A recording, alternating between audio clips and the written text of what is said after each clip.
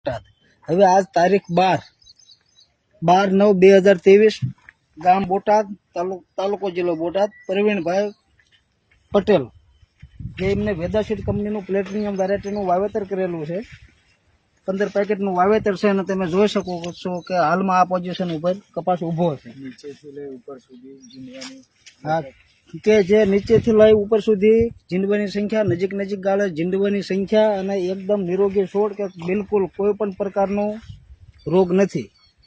આ પાક વહેલી પાકતી જાત છે। હા વહેલી પાકતી જાત હોવાથી પાછળથી તમે શિયાળુ વાવેતર કરી શકો છો અને જોઈ શકો છો હા આજની તારીખે પરફોર્મ